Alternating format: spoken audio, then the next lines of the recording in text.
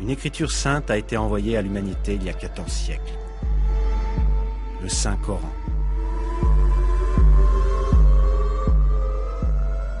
Depuis le jour de sa révélation jusqu'au jour du jugement, il restera le seul et dernier guide pour l'humanité. Il y a d'innombrables preuves indiquant que le Coran est la parole de Dieu. Dans le premier film, nous avons étudié les preuves qui sont des miracles scientifiques du Coran. Dans ce film, nous allons continuer à examiner ces miracles scientifiques qui prouvent que le Coran est la révélation de Dieu.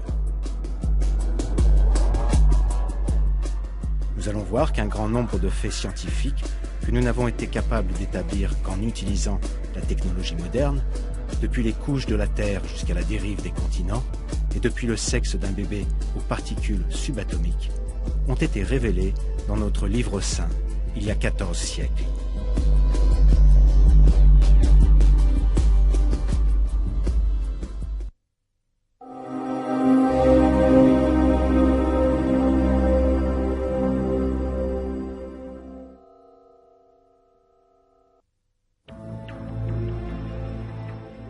La théorie du Big Bang, qui a été acceptée à l'unanimité par le monde scientifique au XXe siècle, prouve que l'univers est apparu dans une gigantesque explosion. Un verset du Coran a révélé ce fait, il y a 1400 ans.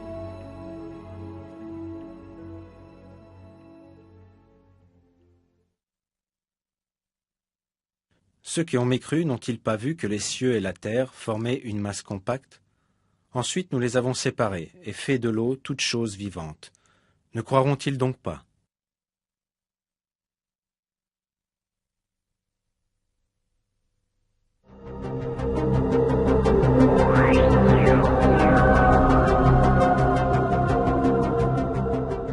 Le mot ratq, qui est traduit par former une masse compacte, signifie en arabe mélanger, fusionner dans le langage courant.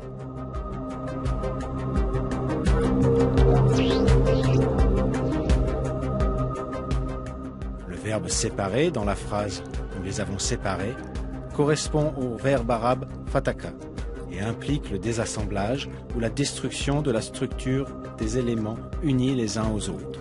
Un fait scientifique très important est décrit ici, la séparation des cieux et de la terre. Curieusement, aux premiers instants du Big Bang, la matière tout entière de l'univers était concentrée en un seul point.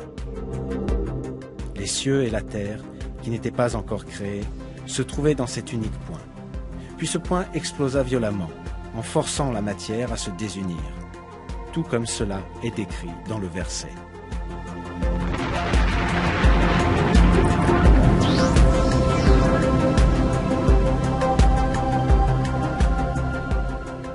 Les gens vivant il y a 14 siècles ne possédaient bien sûr pas les connaissances scientifiques ou la technologie leur permettant de savoir que la Terre, le Soleil, la Lune et les étoiles, et tout ce qu'ils voient ou tout ce qui est invisible dans le ciel, étaient initialement unis en un seul point.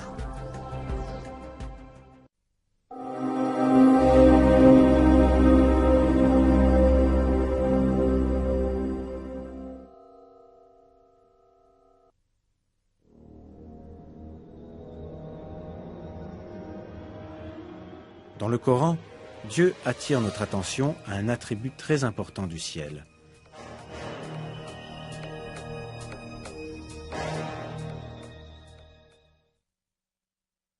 Nous avons fait du ciel une voûte protégée, et pourtant, il se détourne de nos signes.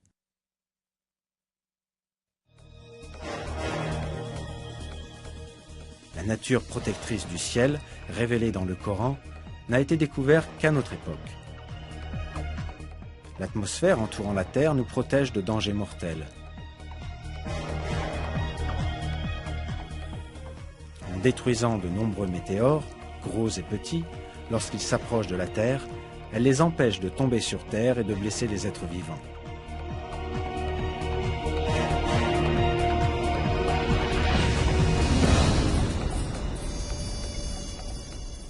Elle filtre les rayons lumineux venant de l'espace qui sont nuisibles aux êtres vivants.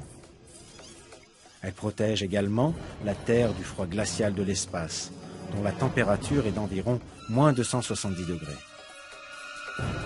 En plus de l'atmosphère, il existe une autre couche formée par le champ magnétique de la Terre, qui sert de bouclier contre les radiations nuisibles qui menacent notre planète. Les ceintures de Van Allen. Grâce aux ceintures de Van Allen, les énormes émissions d'énergie appelées éruptions solaires qui surviennent fréquemment à la surface du Soleil ne détruisent pas la vie sur Terre. En bref, un système parfait est à l'œuvre bien au-dessus de la Terre. Il entoure notre monde et le protège contre les menaces extérieures. Il est frappant de voir que cela a été révélé il y a 1400 ans dans le Coran. Un autre verset traitant de la même information indique: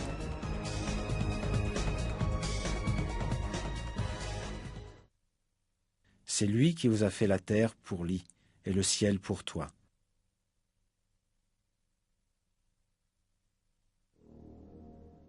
Ici, le ciel est décrit par le terme arabe al-sama bina. En même temps que le sens de dôme ou de toit, ce mot possède une autre signification. Il décrit aussi un type d'abri ressemblant à une tente utilisée par les bédouins arabes. En décrivant le ciel comme une structure en forme de tente, le Coran souligne que c'est une forme de protection contre les éléments extérieurs. C'est la protection que l'atmosphère offre contre les météores et les rayons cosmiques. Tous ces faits montrent que cette information qui a été obtenue par l'humanité à la suite de longues recherches scientifiques a été communiquée dans le Coran il y a 1400 ans, quand il n'y avait aucun engin spatial ou télescope géant.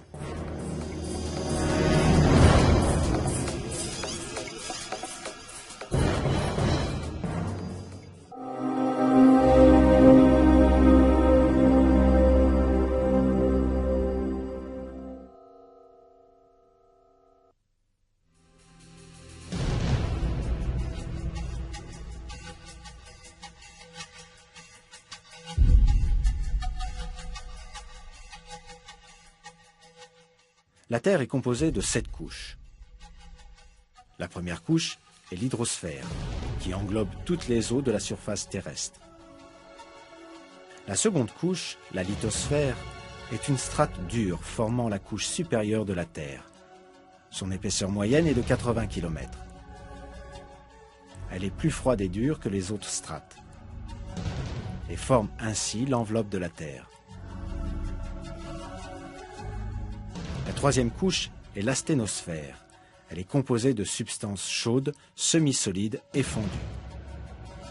Les quatrième et cinquième couches, respectivement le manteau supérieur et le manteau inférieur, forment une région à haute température épaisse d'environ 2900 km, composée de roches semi-solides.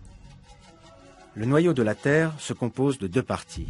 L'une est le noyau externe liquide, épais de 2200 km. L'autre est le noyau interne solide, épais de 1250 km, les 6e et 7e couches.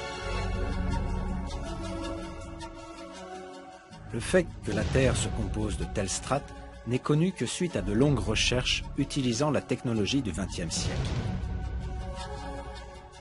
Pourtant, Dieu nous a communiqué cette information dans le Coran, qu'il a rempli de miracles scientifiques il y a 14 siècles.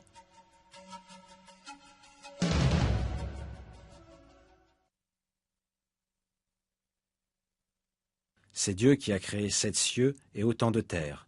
Entre eux, son commandement descend, afin que vous sachiez que Dieu est en vérité omnipotent et que Dieu a embrassé toutes choses de son savoir.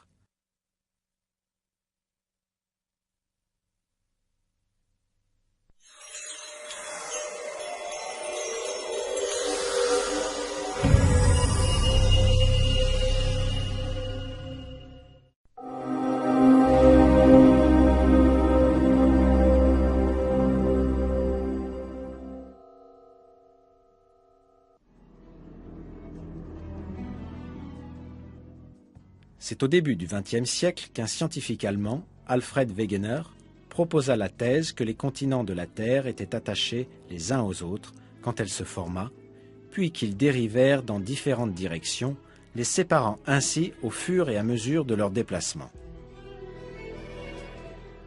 Cette théorie de Wegener a été prouvée dans les années 1980. On trouva que les 6 plaques majeures et plusieurs petites, qui forment la croûte et la partie supérieure du manteau, se déplaçaient constamment. Selon la théorie appelée tectonique des plaques, ces plaques se déplacent sur Terre en transportant avec elles les continents et le plancher océanique. Ce déplacement a été mesuré de 1 à 5 cm par an. Par conséquent, cela produit des changements lents dans la géographie de la Terre. Chaque année, par exemple, l'océan Atlantique devient légèrement plus large. La science n'a découvert cela que très récemment. Le fait que cela a été révélé il y a 14 siècles dans le Coran est sans aucun doute un autre de ces miracles.